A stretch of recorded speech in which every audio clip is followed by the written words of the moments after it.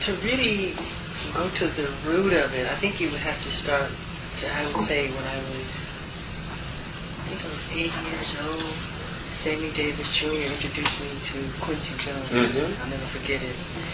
And that I heard him say something like that, and I just tucked it away subconsciously. Never mentioned. This is my first time mentioning it publicly. But I never thought about seeing Quincy again. So years later, Motown was preparing to do this movie called The Wiz, and it was with Diana Ross, myself, Nipsey Russell, and Horn. Barry Gordy recommended that I should play the Scarecrow, so I did. So we made this film, and I enjoyed it. And Quincy Jones happened to be the man who's doing the music. And I've heard of Quincy before when I was in Indiana as a child, because my father used to buy jazz albums, and I knew him as a jazz musician. He came with this killer. He's this little German guy from Worms, Germany. This little white guy from Worms, Germany comes with this, and this whole melody and the chorus rock with you. Wow. So when I heard that, I said, okay, I have to really work on it. So the first thing I presented was Don't Stop Till You Get Enough, and that's the one I wrote Don't Stop Till You Get Enough, and I think it was, how many did I do? I think I did 3 or 4 on Off the Wall. I'll think of them in a second. So every time Rod would present something, I would present something. But I love working like that because I used to read about how Walt Disney used to, if they were working on Bambi or any animated show, they'd put a deer in the middle of the floor to make the animators kind of compete on different styles of drawing the deer. So whoever had the most stylized effect that Walt liked, and he would pick that, and they would kind of compete. It was like a friendly thing, but it was competition because it breeds higher effort. So whenever Rod would bring something, I would bring something. He would bring something. I would always want to do music that influence and inspire people, each generation. I mean, well, let's face it. I mean, who wants mortality? I mean, everybody wants immortality. You want what you create to live, be it sculpture or painting or music or composition. Like Michelangelo said, I know the creator will go, but his work survives. That is why to escape death, I attempt to bind my soul to my work. That's how I feel. I give my all when I work. Because I wanted to just live and just give all that I have, Yeah, it has to be. What I do is when I work, I'll do a raggedy, rough version, just to hear the chorus, see how much I like the chorus. If it works for me that way, when it's raggedy, then I know you really go in. That's at home. Is it? That's Janet, Randy, me. Really? Yeah. Wow. Janet and I go, whoo. It's very important because we had Quincy calls me a nickname. Nelly came from because, Spielberg calls me that. Because, especially then, I say some swear words now. Especially then, you couldn't get me to swear. So I said, that's a smelly song. I mean, it's so great. You're engrossed in it. And so he would call me smelly. Working with Quincy is just wonderful because he lets you experiment and do your thing, and he's genius enough to stay out of the way of the music. And if there's an element to be added, he'll add it.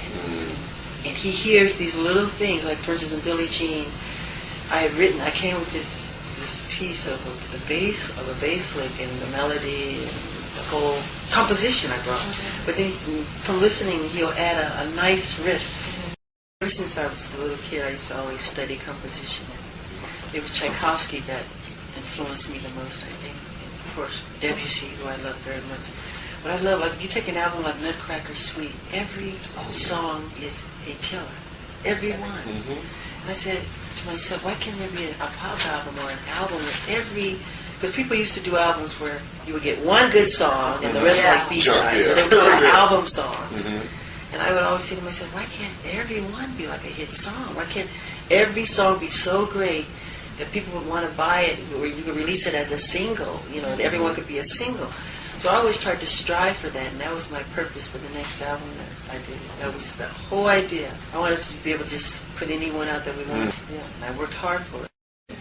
But it broke my heart, but at the same time, it put it lit something that was just Oh my God! It said. I mean, I was like saying to myself, I'd have to do something where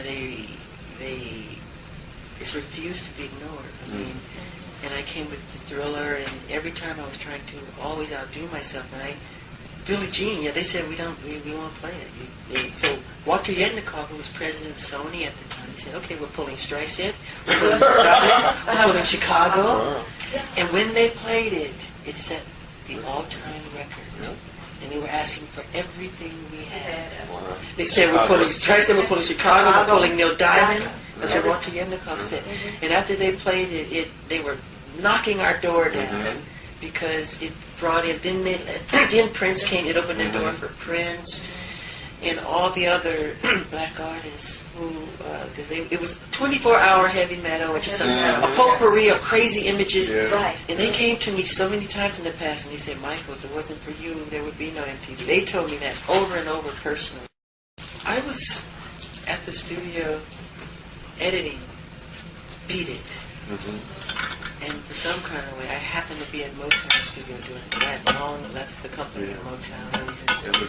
Yeah, and I was there, and Susie Ikeda, who was a sweet, lovely Japanese lady who I adore. This is the lady who used to, when I was a little boy at Motown. Her job was to keep my head in the microphone. I had a little apple box with my name on it, Michael Jackson. And this little Japanese lady's job was to keep my head in there because I like to dance when I sing. So she kept my head in the microphone. She happened to be at the studio, and she asked me when I was working. I said, I'm editing this thing I just did. It was Beat It. And she watched it, and she said, she was catatonic. She said, oh my God. Some kind of way she told Barry Gordy, I think something happened with that. So they were happening to do, getting ready to do something with the Motown anniversary.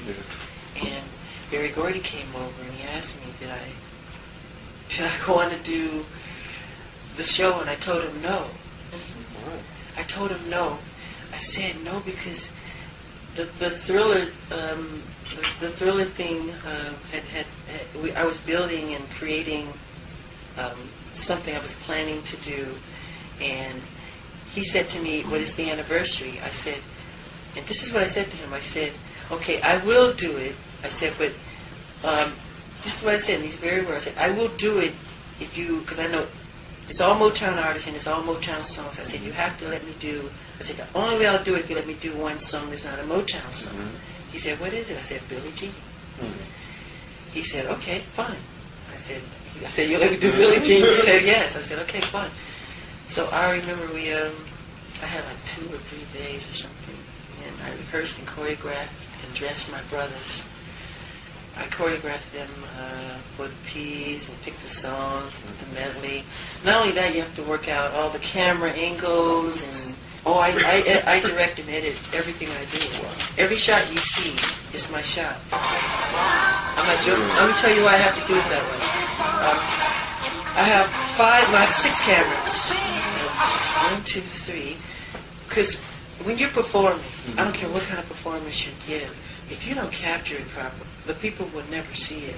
And usually it's the most selfish medium in the world. The most directing and camera work is so selfish because you're filming what you want people to see, when you want them to see it, how you want them to see it, what juxtaposition you want them to see it.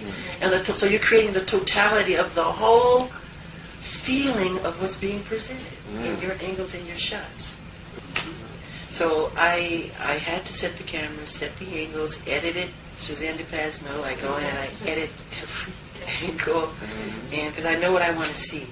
I know when I want to go to the audience. I know when I want to come back. And because I know the emotion that I felt when I performed it.